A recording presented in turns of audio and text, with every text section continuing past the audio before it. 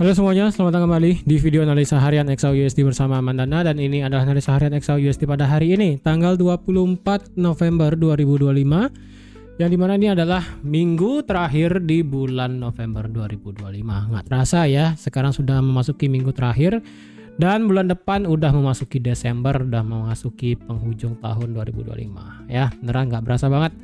Biasa jika kalian semua suka dengan videonya, jangan lupa like dulu videonya, subscribe bagi yang subscribe, hidupkan lonceng, dan di-share ke yang lain. Dan sekali lagi bagi yang mau ikut Discord-nya, promonya di sini hanya berlangsung untuk bulan November ya.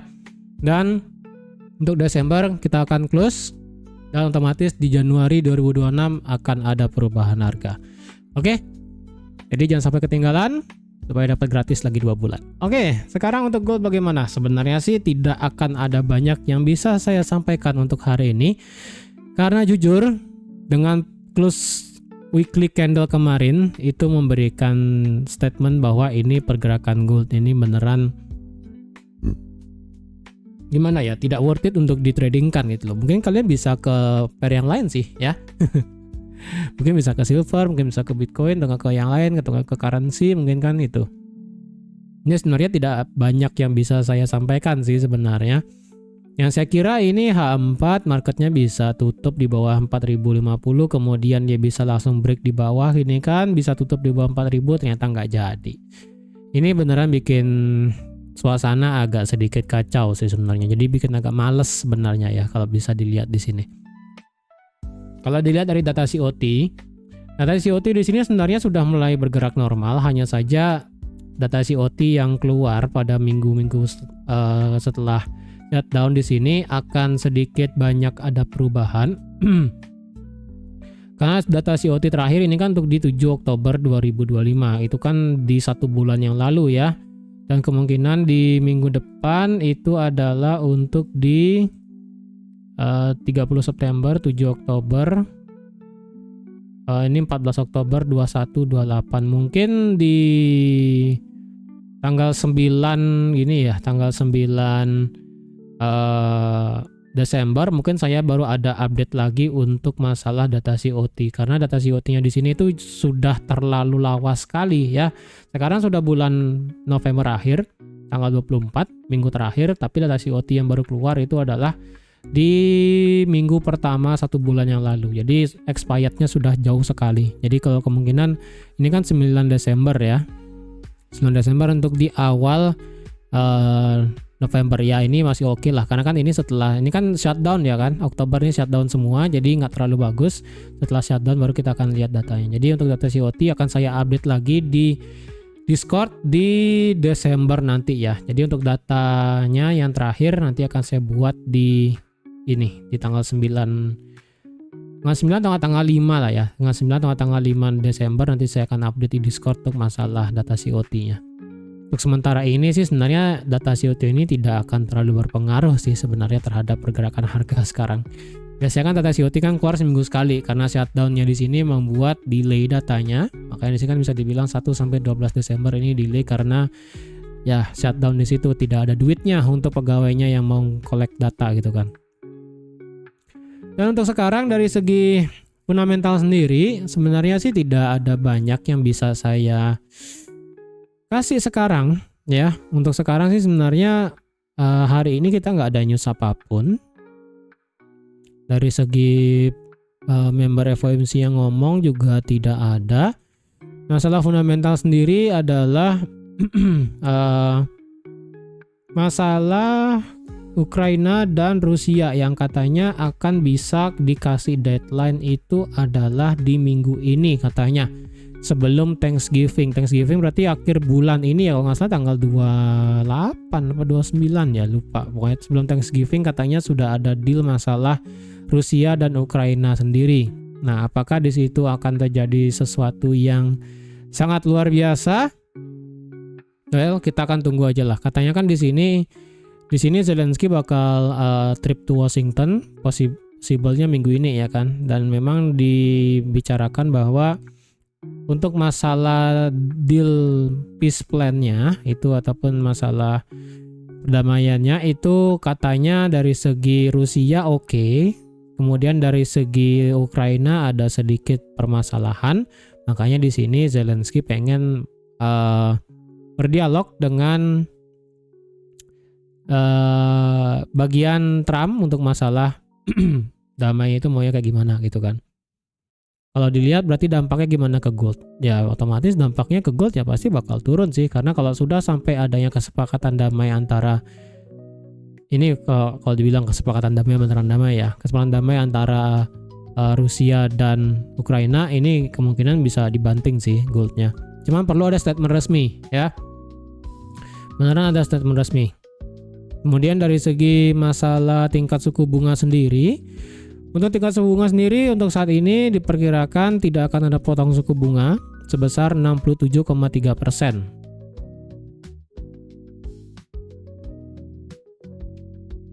Sorry, ada potong suku.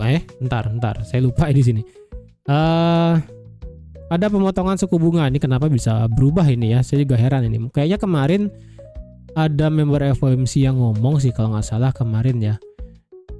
Kemarin hari Jumat itu newsnya, sebentar saya lupa sih. Hari Jumat ya ada member FOMC yang ngomong kemarin sebelum data flash manufacturing PMI di sini hasilnya rendah, kemudian services PMI hasilnya bagus, kemudian revisinya di sini turun. Dan beberapa member FOMC bilang kemarin lebih prefer untuk potong suku bunga. Jadi ini untuk sekarang beda lagi ya. Untuk sekarang probability untuk potong suku bunga naik lagi menjadi 67,3 dan tidak ada potong suku bunga, itu hanya sekedar 32,7. Ini di minggu lalu ya. Ini 71 banding 28. Sekarang malah 67,3 banding 32,7. Jadi untuk sekarang sih probability-nya pengen ada potong suku bunga. Makanya kalau kalian gold ini dari kemarin malam itu marketnya naiknya kan, naik semua. Kemudian menjelang penutupan dia turun lagi sampai sini. Ini sakit sih sebenarnya.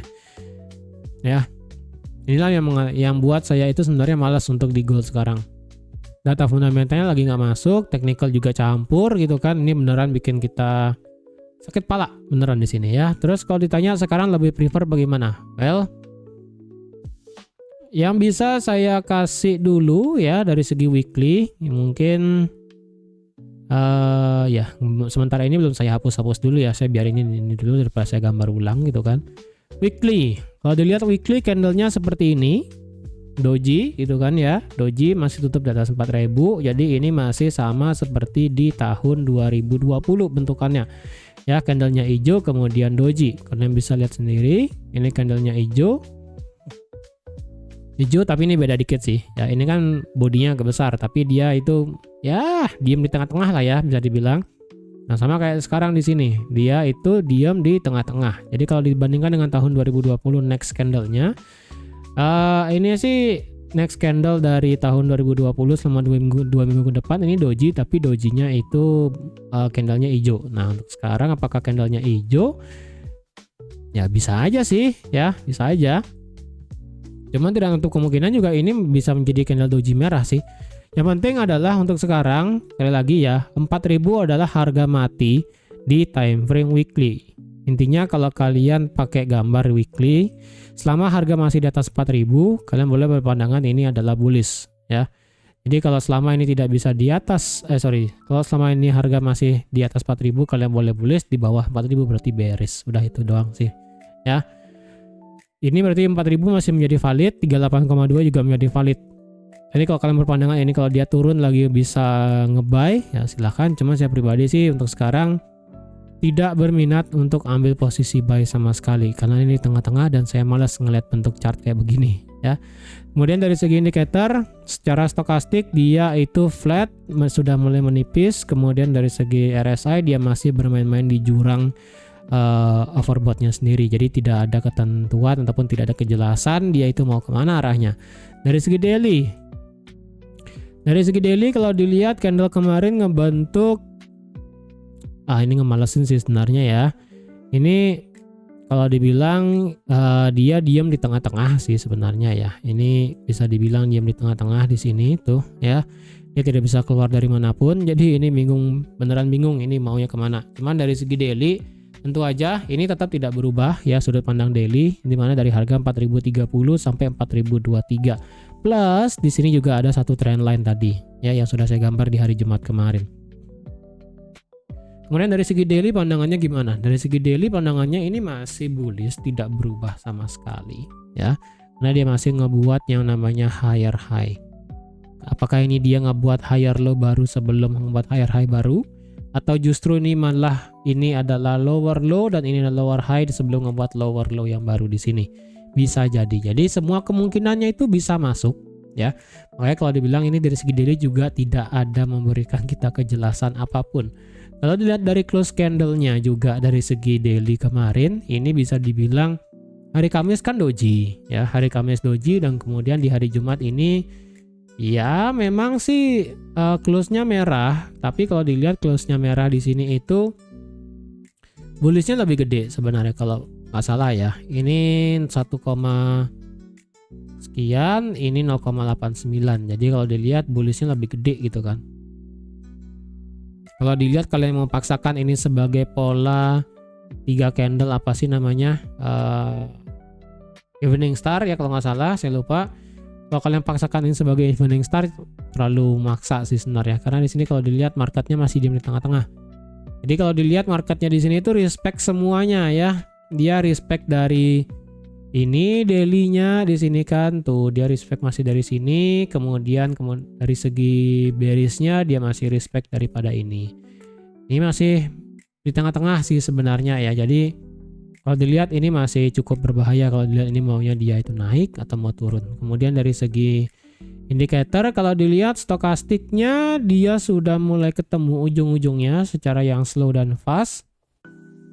Kayaknya sih penentuannya antara hari ini atau besok sih kalau udah ketemu ini ujungnya ya.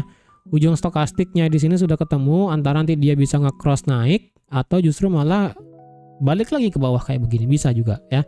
Kemudian dari segi RSI dia masih stay di atas 50, berarti ini masih condongnya masih ada orang yang niat untuk beli sebenarnya ya. Kemudian dari segi tadi stokastiknya ini masih menunggu kepastian apakah dia itu naik atau dia justru ke bawah. Kalau ini justru ke bawah dan ini diikuti RSI ke bawah, ini bisa bubar di bawah trend line, kemungkinan kita bakal bisa melihat kecepatan yang cepat untuk lanjut turun ke bawah dengan cepat. Harusnya segitu, cuma kalau memilih marketnya itu stay dan flat, saya juga bingung sih mau diapain. Padahal hari ini kita nggak ada news apapun ya kan. Kemudian di time frame H4, struktur H4 gimana? Secara struktur H4 kalau dibilang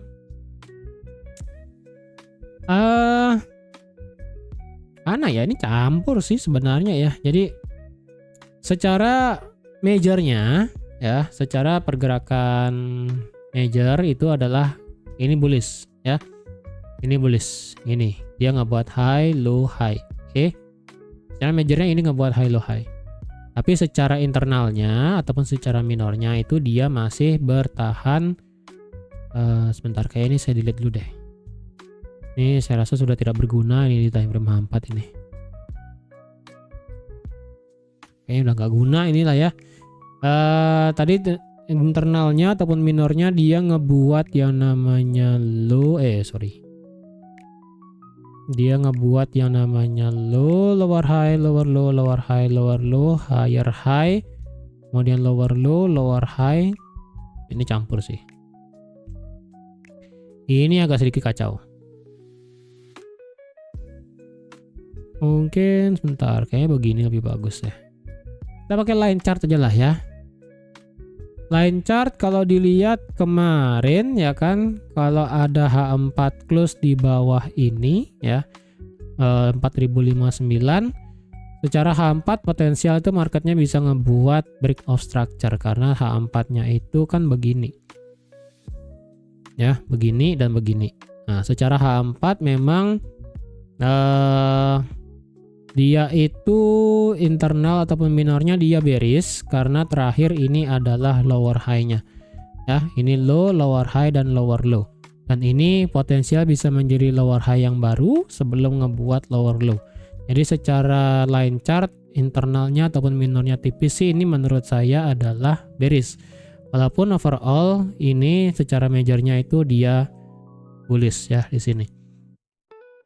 Jadi kalau H4-nya beneran ingin nge-break majornya di sini, berarti perlu ada change of character di bawah 4000 ya, 4009, dan itu juga harga akan bergerak di bawah 4030 selaku daily-nya ini ya, tadi daily resistance become support-nya, dan juga ngelewatin trend line dari segi time frame H4.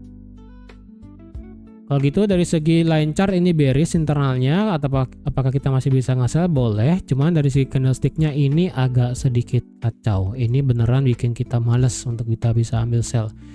Ini kalau misalnya lihat ini atas bawah ekornya bikin sakit kepala ya. Mungkin kalian bisa pakai 4050 sebagai angka bentar, kayaknya sih berapa angkanya ya? Mungkin saya kasih angka lagi satu deh ya, 4059,2. Karena secara historinya ini sih dia stay di bawah ya kan? Stay di atas, break dikit, kemudian marketnya turun ya kan? Nah ini sekarang sama nih. Kemudian dari segi H4 selanjutnya kan 4050. Ini kayaknya saya buat 2 lah ya. Nggak perlu saya buat zona di sini. Nah ini aja lah ya. Ini sebagai RBS-nya, kemudian ini sebagai RBS juga. Angka psikologi 4050. Kalau kayak gitu 4050, kalau ada harga di bawah 4050 apakah kita bisa nge-sell? Hati-hati juga ini trend line-nya ini masih valid ya. Trend line-nya ini masih valid, jadi hati-hati. Saran saya sih ya, ini kan kita ada demand di sini ya.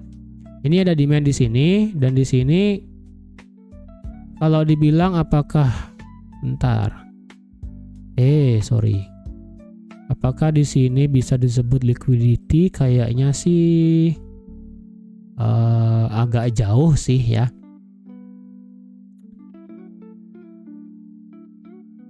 Mungkin beginilah skenarionya mungkin ya, karena ini mepet ya. Ini trend line kan mepet banget nih ya dari segi hambat. Menurut saya sih, saya pribadi tetap masih prefer buat nge-sell ya, jujur belum ada niatan buat nge-buy sama sekali. Kalau ditanya sudut pandang saya masih prefer buat nge-sell. Cuma kalau sell dengan kondisi H4 di atas kayak begini, saya juga malas sebenarnya ya. Kalau mau ditanya saya lebih prefer gimana geraknya, saya lebih prefer sih kalau H4-nya begini ya. Dia close di bawah RBS daily-nya ya.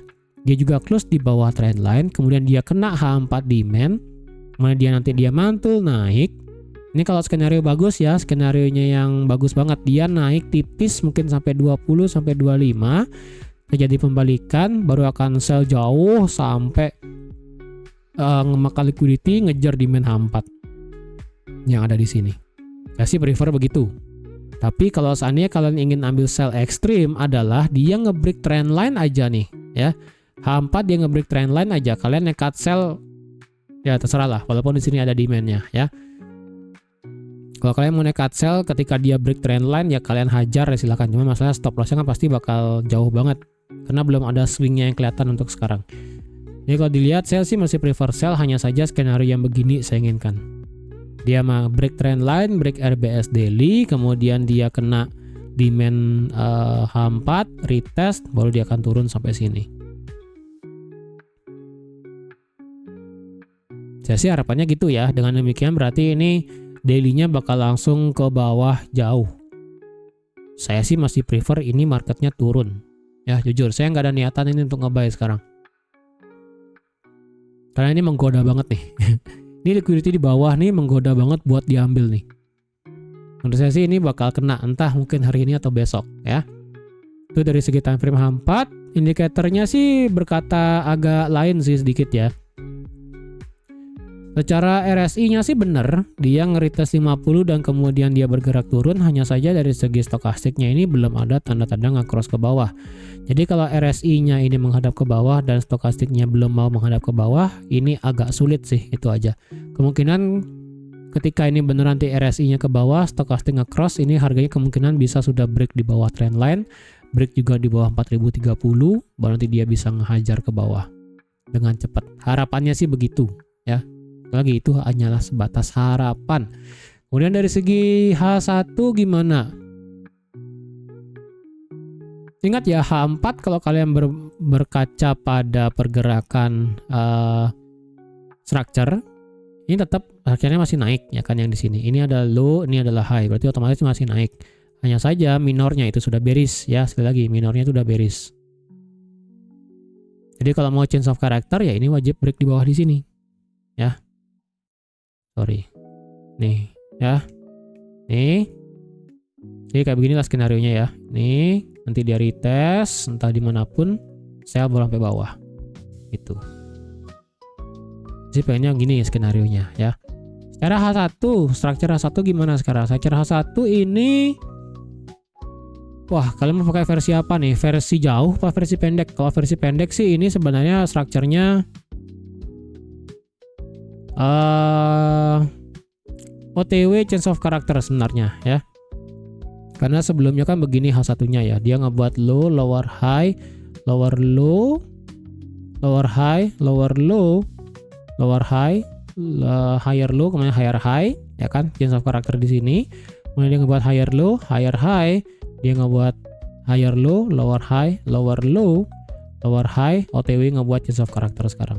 Jadi secara H1 versi jauhnya sama kayak H4 dia masih bullish, cuman secara versi pendeknya dia sudah mau OTW change of character di sini.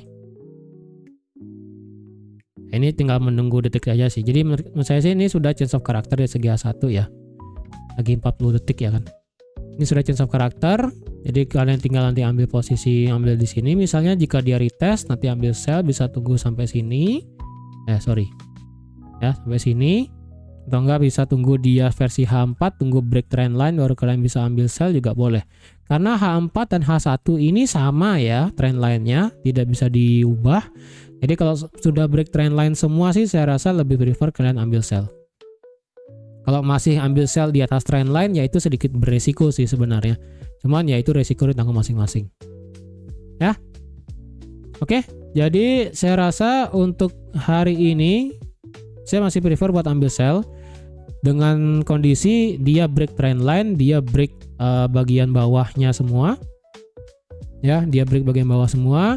Dia break juga 4000, kemudian dia retest naik sedikit, baru saya akan sell sampai bawah sampai 3935. Itu pun kalau dikasih. Tapi kalau misalnya harga masih bolak-balik di sini doang, ini agak susah. Sekalipun ingin sell di atas ya. Sekalipun ingin sell di atas, jujur saya juga males karena di sini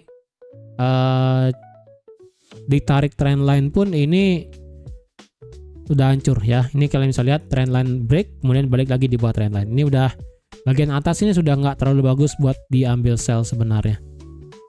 Lebih baik kita ngikutin arus saja, ketika dia sudah beneran ke bawah kita lanjut sell. Jangan kalau nge-sell di atas bukannya nggak bisa, cuman agak sedikit payah. Mungkin time frame lebih kecil sekali, kalian cari supply demand yang presisi, RBS-nya yang bagus, baru bisa ambil sell. Kalau udah kayak begini agak kacau sebenarnya kalau mau diambil resisten-resistennya. Bisa aja sih saya kasih ya kan. Contohnya kayak di sini ya. Untuk versi H1 saya kasih di sinilah ya. Di 4106. Ini versi H1. Ya, ini versi H1. Versi 15 menit mungkin agak ke bawah dikit. Versi 15 menit ada di sini. Ya. Di sini ada versi 15 menit. Oh, di 4097 ya, mungkin 4100 lah kayaknya bisa dinaikin dikit. Nah, 4100 ya, versi 15 menit. Kalau dibawa ke bawah lagi untuk cari resistannya yang terbaru, ini versi 5 menit. Nah, ini versi 5 menit nih.